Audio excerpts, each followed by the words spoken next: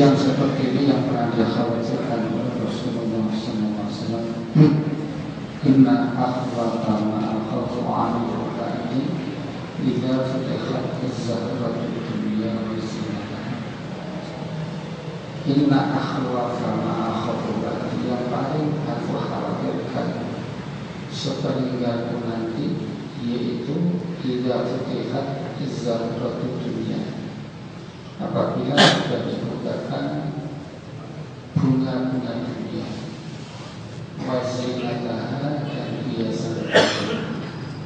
Oleh para ulama sebagian besar mengartikan zina, zahrah dan zina. Zahrah di sini dibukanya ilmu pengetahuan, wazinataha, dan hiasannya tambang-tambang yang ada di bumi.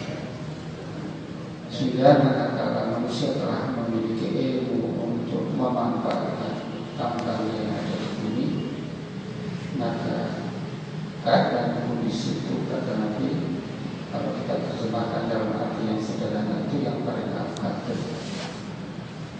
Sebab apa? Kembali kepada unsur manusia.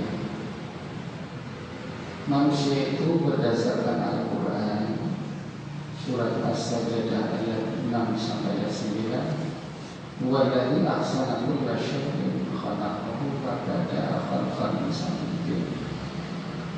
Allah menciptakan manusia itu terdiri dari dua unsur, jasad dan roh. Wa nufikha fihi min ruh.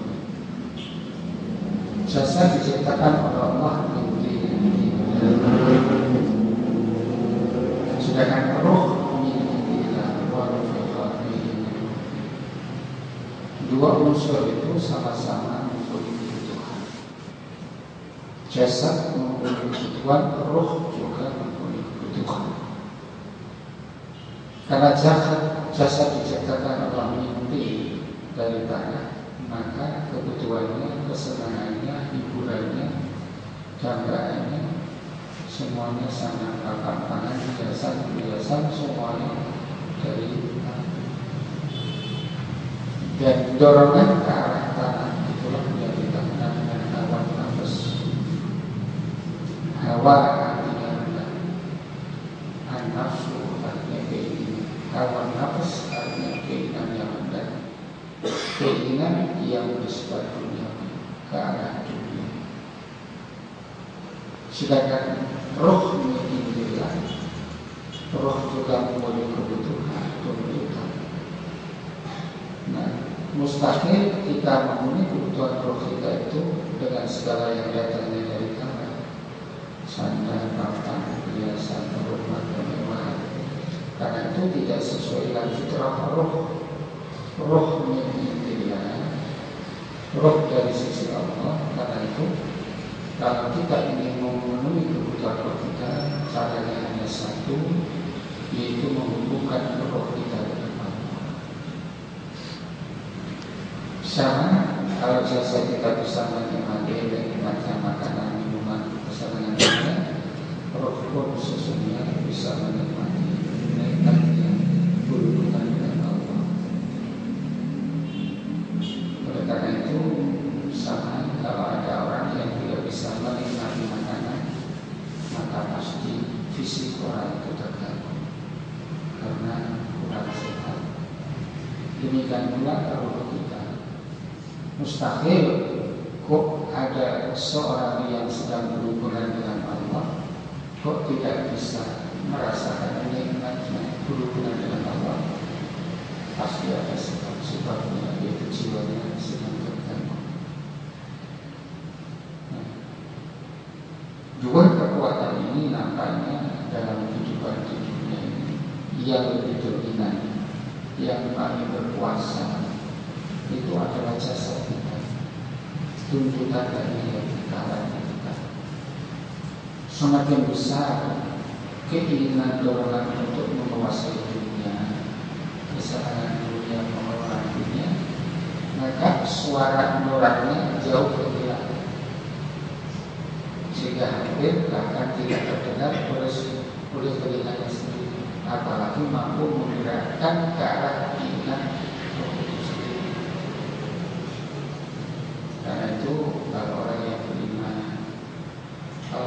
fisiknya sudah lemah, sudah tidak ingin makan karena sudah lemahnya karena sakit,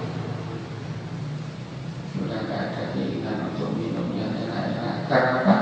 Karena saking lemahnya, sudah tidak berdaya fisiknya. Saat fisik, hubungan fisik sudah lemah, nafsu sudah tidak berdaya. Nah, orang yang beriman saat itu rohnya mampu tampil berperlukan dengan suara yang tenang yang sedang ini kita terasa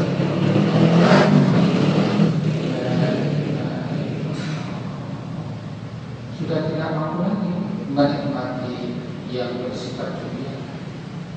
Makanan pun sudah berubah rasanya semua. Saat itu manakala jasad kita sudah tidak berdaya, suara-suara yang paling mudah tampil berperlukan sadar. Karena itu saat itu yang orang yang beriman yang paling hebat hanya beribadah kepada Allah. Karena ibadah kita saat itu yang bisa kita lakukan hanya dengan hati dan lisan. Maka saat itu yang iman hanya menyebut sama Allah. Nah, disinilah mungkinnya Allah memberikan dorongan kepada para nabi, para rasul dengan lebih mencintai akhirat daripada dunia.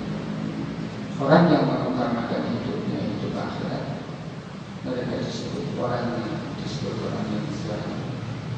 Perbuatannya disebut orang yang disebut orang yang Islam. Termasuk Nabi kita Muhammad Sallallahu Alaihi Wasallam dan orang yang Islam. Beliau juga tidak punya apa, kecukupan hanya kuasa. Pusat itu suruh yang secara garis besar Allah singgung itu di dalam Al-Quran. Ya'lamuna dhahiran minal hayati dunya wa hum 'anil akhirati hum ghafilun. Manusia yang dipikir, yang digambarkan, yang diusahakan hanya dhahiran minal hayati dunya, yang nampak dibukuk matanya, kemenangan, kesenangan, mendapatkan nikmat mewahnya dunia, tapi tidak terlintas sedikit pun hatinya untuk bisa menikmati mewahnya kenikmatan surga yang bersifat abadi. Ya'lamuna dhahiran minal hayati dunya.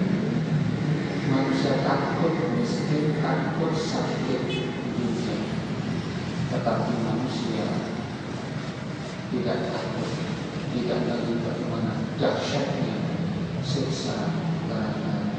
Ya'lamuna dhahiran minal hayati dunya wa hum 'anil akhirati ghafilun. Nah, oleh karena itu Allah berulang kali menerangkan kepada kita apa-apa manusia dan masa depan manusia di dalam Al-Quran yang banyak sekali. Allah telah memberikan kemampuan kepada manusia, sarangan pada manusia, lahir batin manusia, lalu dilepas bumi dengan kondisi yang semakin berkembang, semakin menarik. Itu sebagai ujian.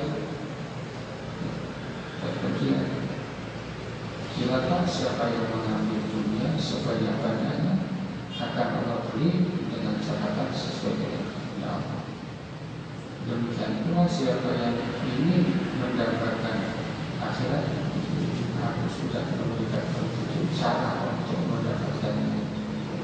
Man kana yuridu al-akhirata ajjalna lahu fiha ma nasha'u liman nuridu thumma ja'alna lahu jahannama yaslaha madmuman. Siapa yang menghendaki akhirat serta kini dan di sini yaitu dunia, ajarlah aku beri dia di dunia ini sesuai dengan tuntutan keinginan usaha usaha manusia sesuai dengan kehendak kita. Tetapi ini semua ja'alna lahu jahannam yaslaha madhamu mamadu. Kelak nanti di dalam kalau dia meninggal pasti akan masukkan ke dalam jahannam. Siapapun yang masuk ke dalam jahannam tidak akan keluar. Jahannam adalah neraka untuk orang tidak akan keluar. Sebaliknya, wa man arada al-akhirata wa sa'a laha sa'yaha. Siapa yang menghendaki akhirat, wa sa'a dan berusaha, laha sa'yaha, usahanya itu menuju jalan yang sudah ditunjukkan Allah menuju ke akhirat. Wa mu'minun, sedang dia orang mukmin, fa ulaika kana sa'yuhum, maka mereka itu usahanya akan dibalas orang yang tuntunannya dan dimudahkan menuju ke keinginan akhiratnya. Itu nanti kita teruskan dengan catatan-catatan, tetapi bagi yang masih mampu, yang masih muda, yang masih mampu, yang masih memiliki kemampuan untuk mendapatkan dunia, silakan. Sebab Rasulullah SAW beliau bersabda, al-mu'minul qawi khairun wa ahabbu ila Allah minal mu'minil dhalim wa fi kulli khairin akhlis ala ma yafa'uka wasta'in billahi wa la tu'lis. Orang mukmin yang kuat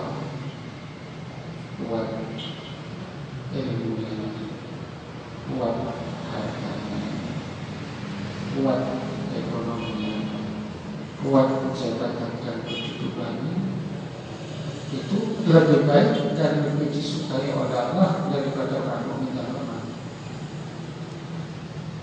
Sebab orang mukmin itu semakin kuat dunianya, semakin kuat usaha perjuangan dan amal, semakin banyak ibadahnya, semakin banyak sedekah, semakin kuat perjuangan. Tetapi bagi kulli khair, masing-masing mukmin yang kuat dan mukmin yang lemah ada perbedaan.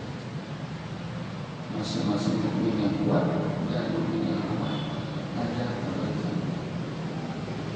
Tetapi kata Rasulullah, berambisilah kamu ala yang terhadap apa yang bisa memberikan manfaat yang lebih kepada kamu. Tetapi kamu jangan kemudian merasa lemah, hina. Jika kamu dalam usaha kamu terjadi kegagalan atau musibah, maka janganlah kamu mengatakan kalau. Sebab jika kamu mengatakan kalau, maka berarti kamu membuka pintu syaitan masuk ke dalam Tuhan. Tetapi katakan apa yang terjadi itu sudah menjadi ketetapan. Jadi yang masih muda masih bisa usaha, usaha dengan sebagainya, terus mengangkat kepada Allah, akan menjadi orang yang kuat semua. Dengan memiliki kekuatan semuanya akan banyak ibadahnya dan banyak amal sedekahnya dan banyak memberikan manfaat kepada orang. Tetapi kalau sekiranya sudah usaha selalu memiliki keterbatasan, kesulitan, maka terus tawakal kepada Allah. Jangan mengatakan kalau seandainya, kalau ini, kalau itu. Jangan. Sebab kalau kamu mengatakan kalau seperti itu, berarti kamu membuka pintu syaitan masuk ke dalam hati kamu. Tapi katakan apa yang terjadi dan menjadi ketetapan dan yang sakit menariknya dunia, apalagi kalau kita lihat dalam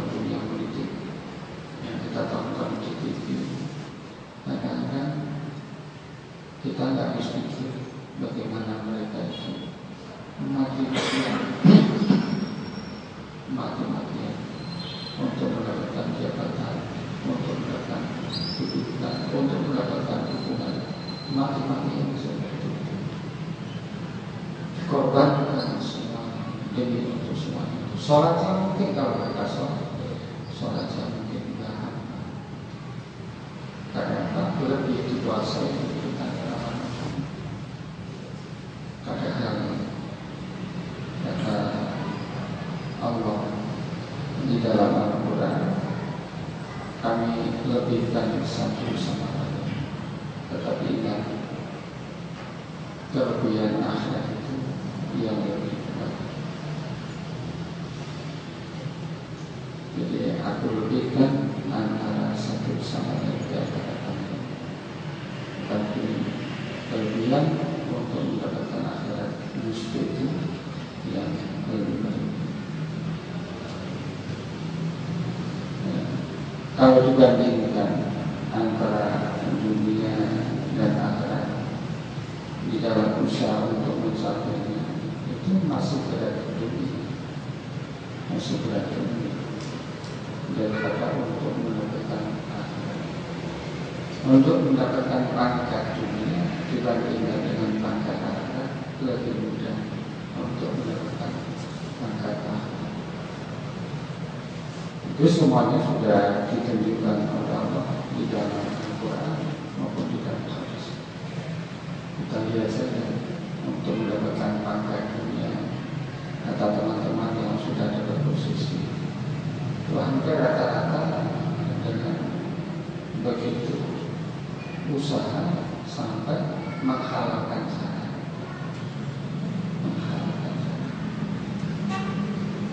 Bahkan sudah berusaha pun kadang-kadang kemudian didepak, kemudian diganti orang yang tidak dapat posisi. Ada orang itu yang minta kepada saya untuk saya doakan semoga bisa berhasil dalam usaha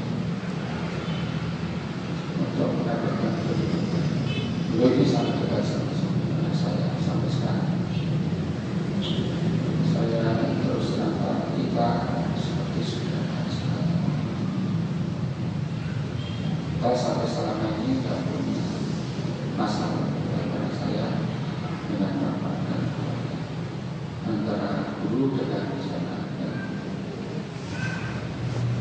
Tapi kalau masalah itu Pak, saya minta maaf, jangan minta maaf. Bukan apa-apa, bukan karena, tetapi karena kesayangan saya. Terus minta jangan nanti saya dengan baik. Itu saya juga tidak baik kalau saya tidak baik. Hanya apa? Padahal sudah saya ingatkan. Hanya kebun berapa puluh hektar, kelapa sawit yang sudah jadi habis. Rumah 1, 2, 3 yang besar itu habis. Akhirnya sampai menjelang 5 tahun minta doakan lagi. Nah, orang mungkin itu tidak boleh masuk ke perempuan, tidak boleh masuk ke perempuan. Satu saja sudah cukup menjadi pelajaran. Ya baik. Akhirnya ketemu lagi, menemui saya lagi, minta didoakan karena beliau sudah keluar uang lagi. Sekali keluar itu bukan 10 juta, 1 juta, ratusan juta. Waktu itu sudah keluar 300 juta satu kali keluar. Akhirnya apa? Belum sampai pilihan, beliau yang dulunya nomor 1 dijadikan periode 5 tahun kemudian wakilnya. Setelah menjelang acaranya, beliau digantikan oleh orang lain. Uang 300 tidak bisa dikasih. Sudah sampai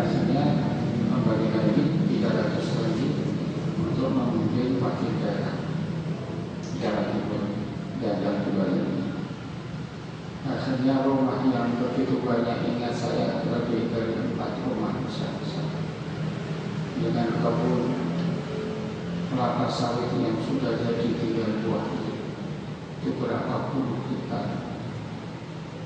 Harus sekarang 1 rumah saja begitu belajar untuk mendapatkan kedudukan angkat. Sekarang bagaimana sekarang contoh untuk mendapatkan peningkatan derajat di akhirat?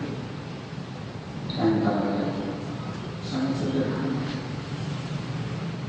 at-tawadhu lillahi sallallahu, merendahkan diri, tidak sombong, merendahkan diri sesama yang beriman, merendahkan diri sesama yang beriman. Itu Allah sudah angkat derajat. Orang yang merendah malah diangkat. Hadis ini riwayat Muslim dalam kitab Al-Bir. Rasulullah SAW bersabda, "Wa ma tawadhu ahadun lillahi illa rafa'ahullah." Setiap orang mukmin yang merendahkan diri dengan sesama yang beriman, maka pasti Allah akan angkat derajat. Ini berarti siapa yang bisa melawan hawa nafsunya untuk merendahkan diri, untuk tidak sombong, itu Allah akan secara otomatis. Jadi tanpa biaya, tanpa pengorbanan, hanya melawan diri sudah diangkat derajatnya naik. Bagi yang muda, yang sudah sepuh, yang pensiun, apalagi. Yang kedua ini juga dituntut hanya kesabaran, keinginan, kekuatan. Itu membaca Al-Quran, syukur-syukur, menambah hafalan ayat-ayat Al-Quran. Jangan kemudian cukup hanya sampai alam nasyar sampai kurang berbebas. Ada waktu sehingga ditambah hafalan, tambah hafalan.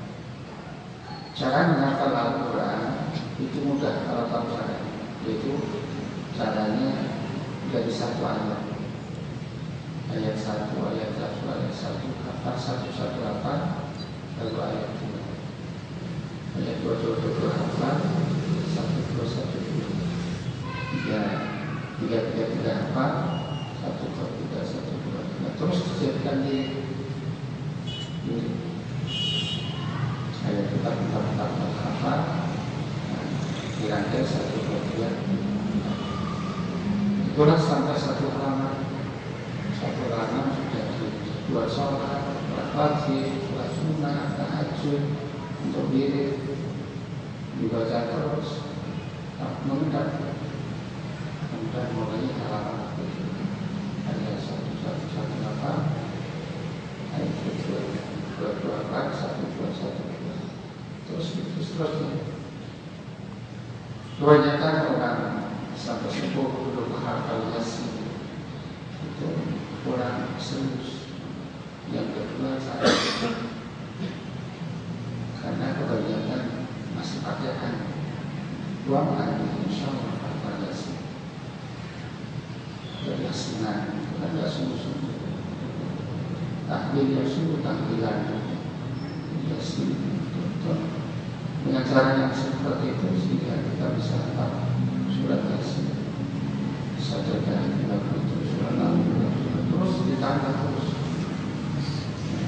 seiring dengan perkembangan usia terus ditambah.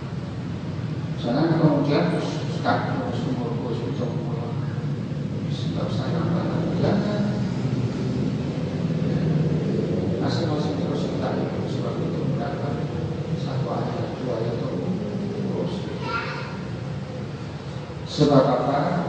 Sebab ada hadis yang juga saya tulis dalam buku tafsir untuk bulan Oktober ini di majalah Akses. meraih cita-cita seperti surga Firdaus.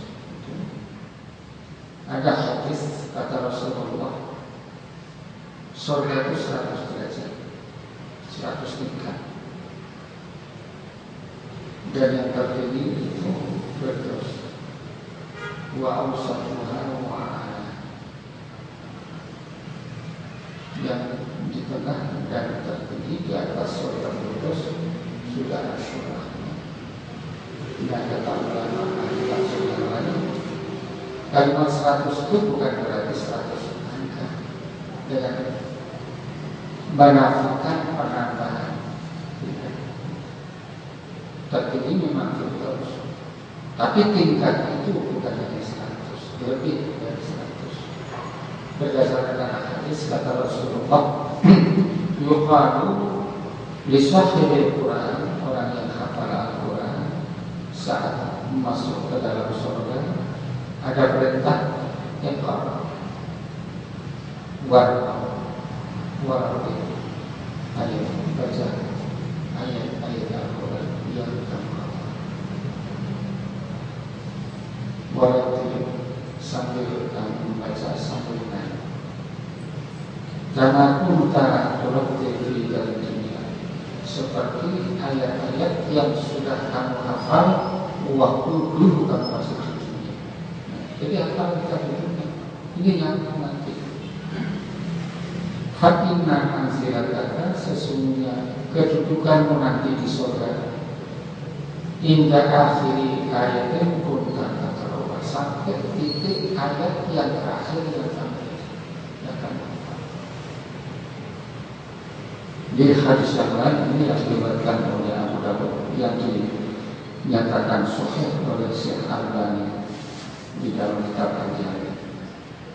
Juga ada hadis yang lain yang diriwayatkan oleh Ibnu Majah Ahmad yang dinyatakan sahih juga oleh Al-Albani.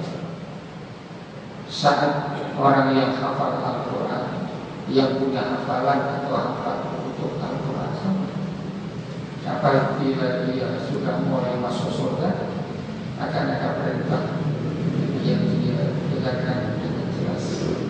Iqra wasbir, kata malaikat yang masuk surga, bacalah wasbir dan naiklah. Faiqra wasbir, maka dia pun membaca sambil naik. Likulli ayatin darajah, setiap satu ayat itu satu tingkat. Jadi jangan mengabaikan satu ayat. Likul ayat itu, setiap satu ayat itu satu tingkat. Hatta yang terakhir syai'in, sampai ayat yang terakhir yang dia hafal. Ini juga dinyatakan sahih oleh berdasarkan sabda Nabi ini. Aisyah mengatakan, kata Aisyah, surga yang tertinggi nanti yang ditempati orang yang beriman itu orang ini yang hafal Al-Quran. Itu yang tertinggi. Kata siapa? Kata Aisyah. Oleh karena itu, terus mari kita sama-sama berusaha untuk bersama.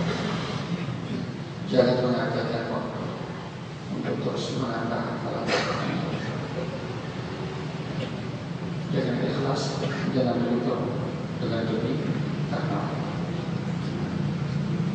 ada lagi yang bisa mengangkat derajat kita.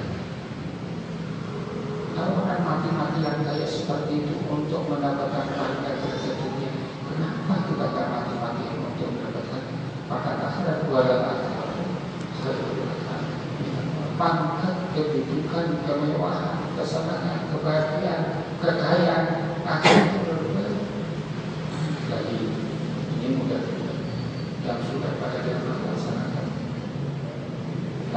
Rasulullah tidak saja memperbanyak langkah menuju masjid untuk sholat bersama.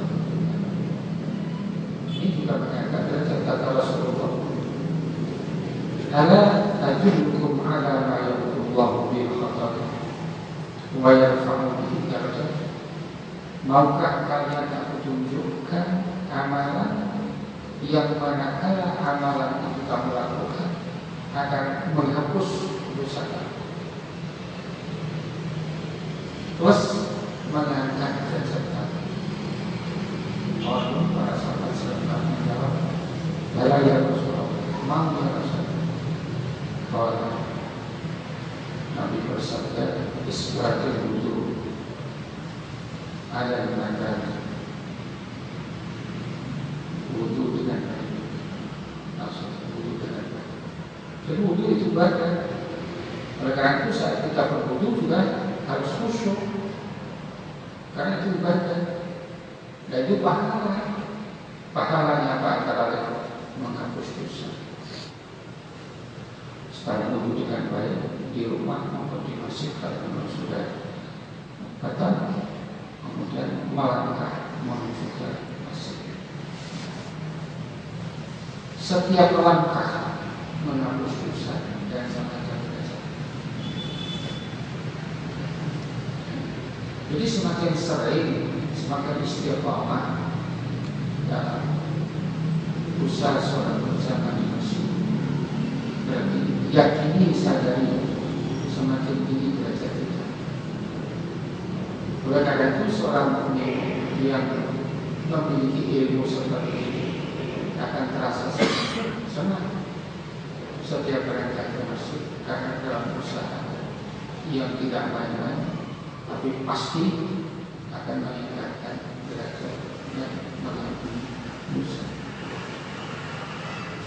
Wanti terus sholat lima sholat dan menunggu sholat ke sholat pada beribadah itu adalah suatu usaha perjuangan yang sangat ekstrim.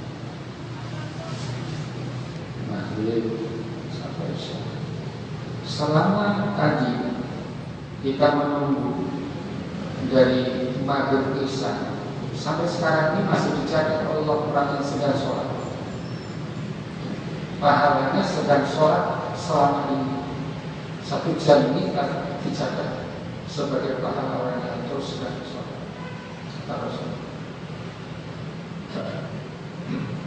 Diperkuat juga oleh sebuah hadis.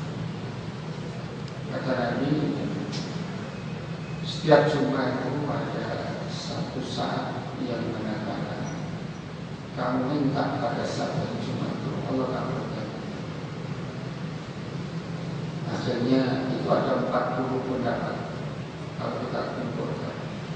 Tetapi yang lebih kuat, satu saat sedikit dari Jumat itu, yaitu akhir dari Jumat. Akhir dari kata sahabat, itu kan saat itu bukan saatnya sholat ya Rasul. Iya. Orang yang menunggu dari sholat ke sholat itu dicatat dalam keadaan sholat. Bahkan sebagian mutakhir mengatakan itu yang sholat kan pada hari larangan, pada jam-jam larangan sholat ya Rasul. Iya. Tetapi orang yang menunggu sholat ke sholat itu dicatat Allah dalam keadaan sholat. Jadi menunggu dari sholat ke sholat, di situ waktu yang berbeda untuk berdoa, khususnya hari Jumat, khususnya hari antara asar dan maghrib.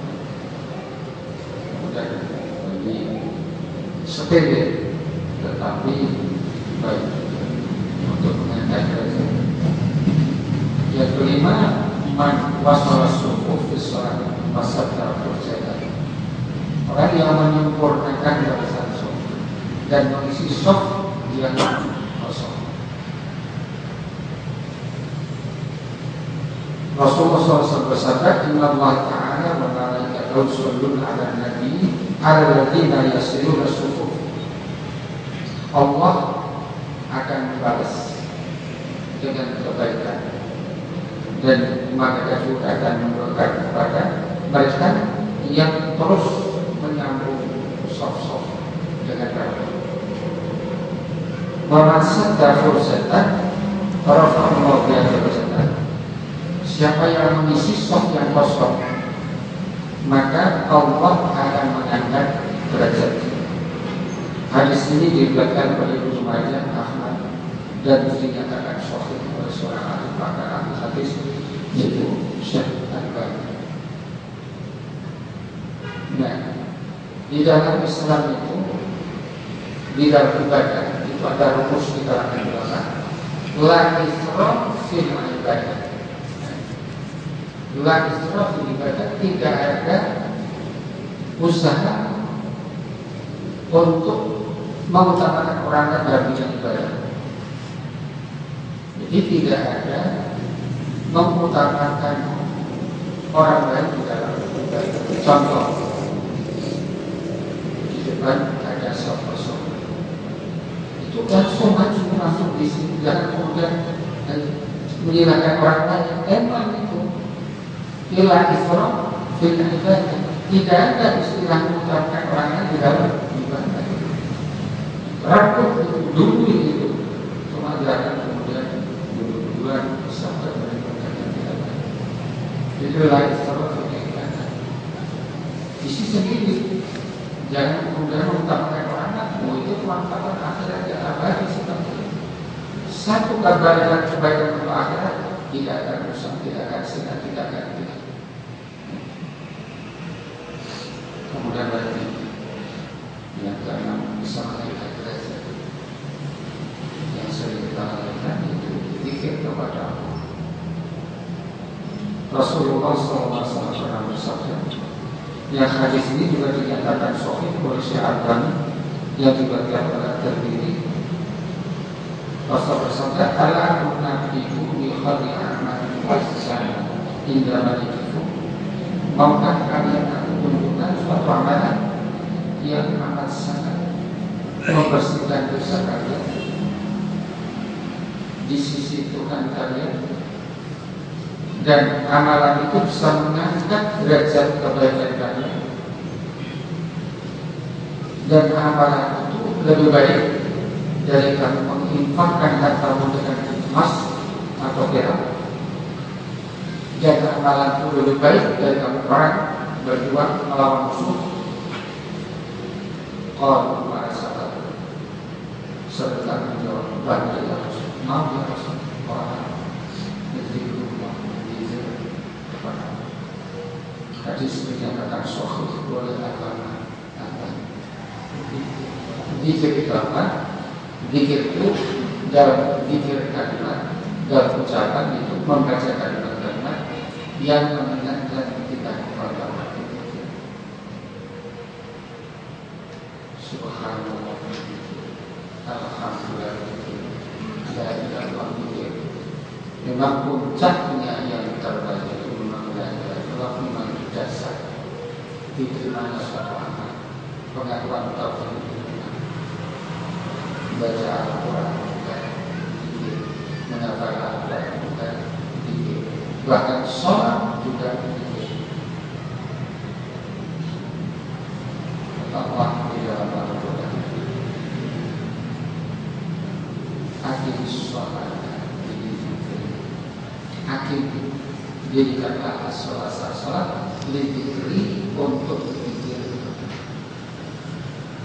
Oleh karena itu bagi orang yang beriman, alangkah bahagia kita menjadi orang yang beriman. Tidak ada waktu yang terkosong, yang terlupa. Sampai waktu ada sakit pun kita bisa meningkatkan derajat kita di sisi Allah dengan berzikir kepada Allah. Oleh karena itu, para salafus salih, Allah sudah terjadi dalam sholat sholihin, sholat orang-orang yang sholat. Mereka ada yang mampu duduk semalaman tanpa bergerak selama 20 tahun. Kita bisa judulnya sholat sholihin 20 tahun sampai jamaah yang lain di situ pada kaki. Setiap malam sampai subuh kamu duduk, tidak bergerak badanmu, begitu kuatnya dengan polos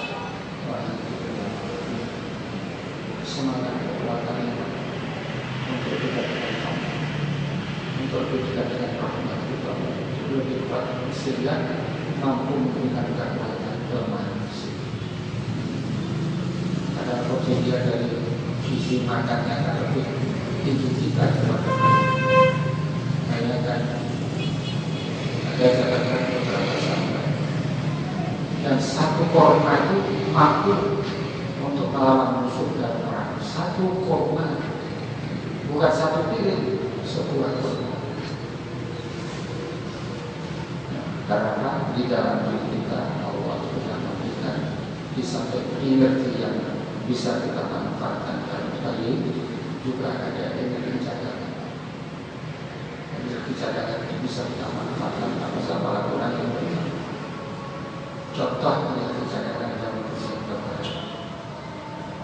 Kalau kita ngandang sakit, agak meriah, agak panas badan kita, sampai tidak bisa tidur semalam. Nah, di tengah malam dimintakan di samping rumah kita ada suara maling, tahu apa? Dan kita ikut mengejar maling sampai jauh. Justru saat kita lari jauh itu ada sesuatu yang hilang dari kita. Apa itu? Sakit yang hilang. Kok bisa kuat? Kita menggunakan cadangan. Ya ini cadangan ini manakah baturan yang beriman bisa dimanfaatkan setiap malam untuk banyak beribadah kepada Allah, untuk berlama-lama melaksanakan sholat. Itu alangkah indah. Ini kembali dikir. Ini rincian yang bermanfaat. Nanti yang bisa meningkatkan derajat sementara yaitu sabar. Kalau mereka coba, sebab kata Rasulullah, "Ma min muslimin yushaku syaukatan fama fawqaha." Setiap orang muslim yang dicoba diuji oleh Allah dengan menerima diuji dengan sebuah duri yang mengajar pada dirinya atau lebih, kecuali pasti Allah akan mencatat dengan sebuah duri itu dengan satu tingkat derajat dan akan dihapus satu dosa. Jadi sakit itu bisa, kesedihan itu akan karena itu kata Rasulullah, cobaan musibah itu yang paling berat itu adalah para kumayan. Itu cobaan yang paling berat itu adalah para nabi dan para rasul. Kemudian terus. Sebab apa? Karena di antara musibah atau cobaan itu akan berada dan kamu terus. Bagi apalagi kita duduk bersama-sama. Duduk kita ini mengangkat derajat di dalam sama-sama. Allah berfirman dalam Al-Quran, "Ya ta'ala alladhina amanu wa alladhina utul ilma."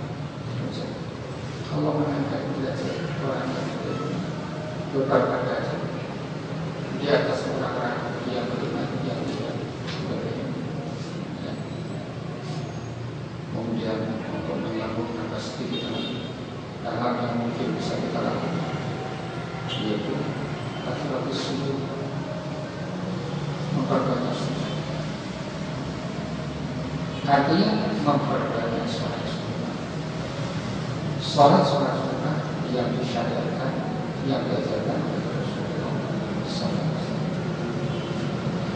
Yang keempat, tiap malam.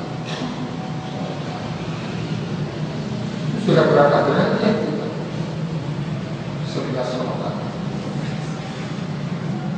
Tiap sujud kata Rasulullah dalam hadis yang sahih diriwayatkan oleh Imam Muslim, "Alika kita terhadap sujud hendaknya kamu